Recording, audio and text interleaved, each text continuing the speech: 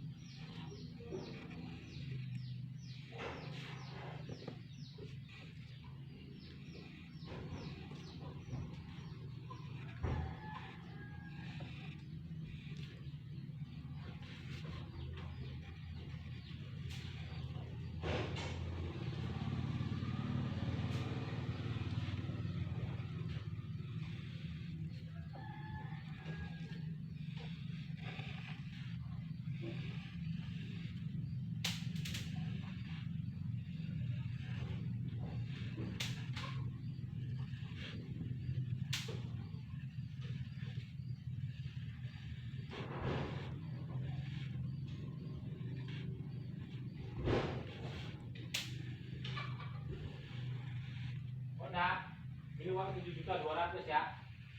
Ya.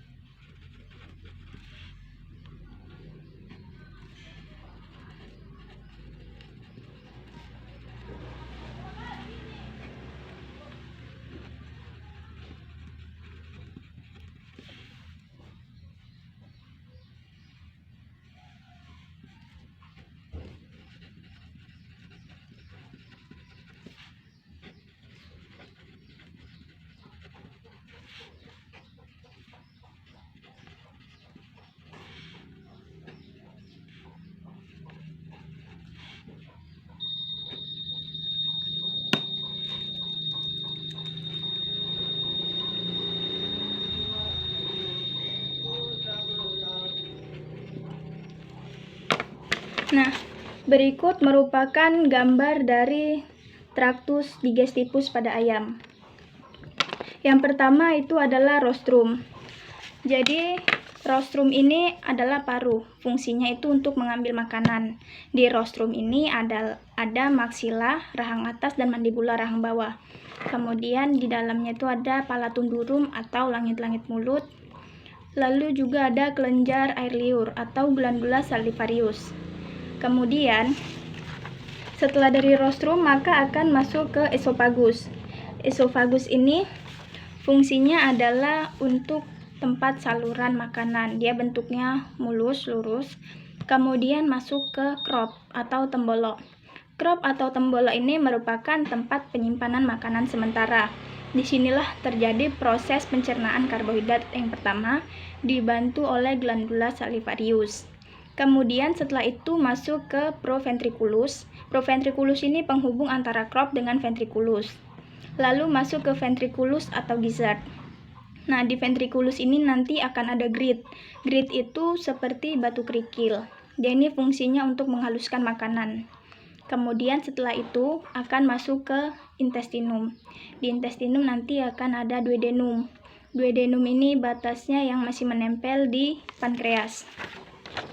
Duodenum. Kemudian kita bisa melihat jejunum. Jejunum ini usus kosong, lalu ada ileum. Ileum ini batasnya yang menempel di seka. Seka ini usus buntu. Seka jumlahnya ada 2. yaitu di kanan dan kiri. Setelah dari seka, maka akan masuk ke rektum. Di rektum ini nanti akan ada bakteri pembusuk. Bakteri pembusuk ini nanti dia fungsinya untuk membusukkan makanan sehingga warnanya menjadi lebih gelap dan berbau busuk. Lalu setelah itu akan keluar melalui lubang kloaka. Kemudian sekarang saya akan menjelaskan mengenai traktus urogenitalia pada ternak jantan dan betina. Yang pertama saya juga akan menggambar terlebih dahulu organ reproduksinya.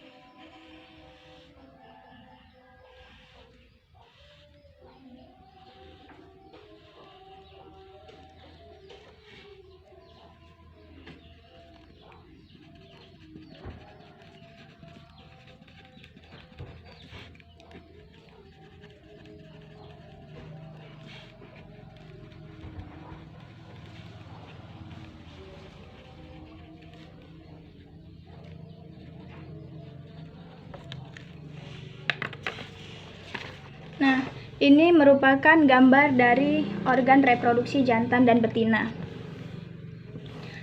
Yang jantan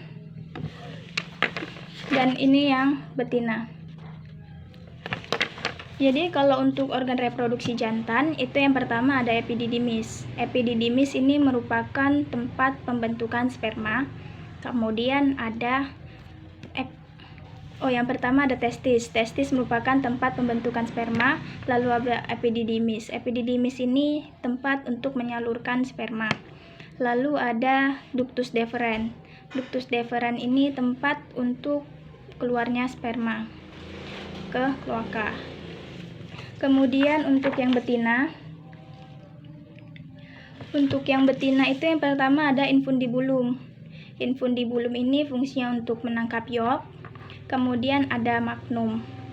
Magnum ini tempat untuk melakukan sintesis albumin sama kalaza. Sebelumnya di simpang magnum ini juga terjadi proses pertemuan antara sperma dengan sel telur. Lalu ada ismus. Ismus ini fungsinya sebagai tempat sintesis membran kerabang. Kemudian ada uterus. Uterus merupakan tempat sintesis kerabang. Lalu kloaka. Kloaka ini saluran tiga muara, yaitu reproduksi, urogenital, sama pencernaan, sekreta. Kemudian sekarang saya akan membahas mengenai proses pembentukan telur di ovarium, dari pertama sampai keluar melalui lubang kloaka. Jadi pertama kali telur itu terbentuk di ovarium, di oviduct. Di oviduct ini nanti akan menghasilkan ovum. Ovum yaitu menghasilkan yolk atau kuning telur. Yolk ini nanti bakalan jatuh kemudian ditampung oleh infundibulum. Ditampung selama kurang lebih 15 menit. Setelah itu maka akan masuk ke magnum. Di magnum nanti akan terjadi proses sintesis albumin putih telur dan sintesis kalaza. Kalaza ini tali penggantung kuning telur. Dia ini fungsinya membuat kuning telur agar tetap berada di tengah. Kemudian masuk ke ismus. Nah, di ismus ini nanti akan terjadi sintesis membran kerabang. Lama prosesnya itu sekitar 1-2 jam. Lalu masuk ke uterus. Di uterus ini nanti akan terjadi proses pembentukan kerabang selama 18-21 jam. Lalu masuklah ke vagina. Nah, di vagina bakalan ada cairan pelumas yang fungsinya untuk melumasi telur supaya tidak masuk bakteri ke dalam telur tersebut. Lalu setelah itu keluarlah telur melalui lubang kloaka.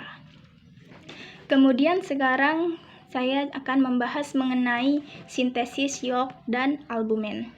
Sintesis yolk ini terjadi di dalam hati. Yolk itu mengandung kurang lebih 50% air dan sisanya adalah protein dan lipid dengan perbandingan 1:2. Bahan penyusun yolk ini ada fosfatin, lipoprotein, lipofitelin, dan kolesterol HDL. Bahan utamanya itu ada alfa dan beta lipofitelin. Jadi, proses sintesis yolk ini pertama pituitari, kelenjar otak, dia akan menghasilkan gonadotropins. Kemudian, hormon estrogen akan disekresikan guna memacu nukleus untuk mensintesiskan protein atau asam amino. Lalu protein yang sudah disintesis ini isinya adalah berbagai macam asam amino.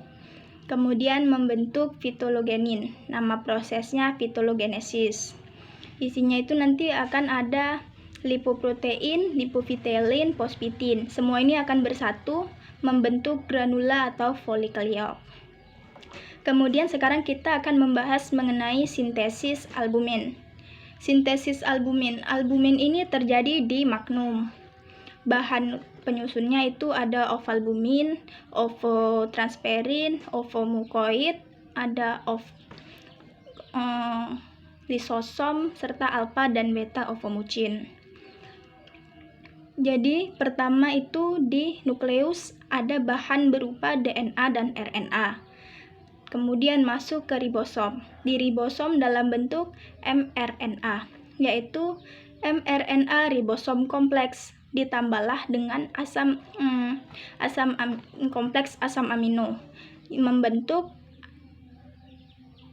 asam amino rantai peptida. Nah, asam amino rantai peptida ini nanti akan membentuk albumin, protein kompleks menjadi albumin. Kemudian sekarang kita akan membahas mengenai penyakit pada ayam. Jadi yang pertama itu adalah egg drop syndrome atau disingkat dengan EDS. Penyakit ini disebabkan oleh avian adenovirus tipe 1. Biasanya gejalanya diantaranya yang pertama adalah telur yang dihasilkan oleh ayam petelur, kerabangnya tipis, bahkan terkadang tanpa kerabang. Kemudian produksi telur tidak pernah mencapai puncak. Cara mengatasinya, yang pertama itu dengan melakukan vaksinasi EDS 76. Biasanya ternak akan divaksin pada umur 16-18 minggu. Kemudian kita juga bisa melakukan biosecurity, yaitu dengan melakukan sanitasi, kebersihan kandang, peralatan kandang, serta melakukan manajemen kandang dengan baik, yaitu tidak menempatkan ternak dalam satu kandang dalam jumlah yang sangat banyak dan padat. Kemudian yang kedua ada penyakit nekrotis enteritis, yaitu disingkat dengan NE. Penyakit ini disebabkan oleh bakteri Clostridium febringens. Biasanya tanda-tandanya yaitu feses berwarna coklat kehitaman, bahkan sampai berdarah. Kemudian ternak itu tidak nafsu makan, ternak itu diare, serta meningkatnya jumlah air minum yang dikonsumsi. Cara mengatasinya yaitu dengan menggunakan amosilin.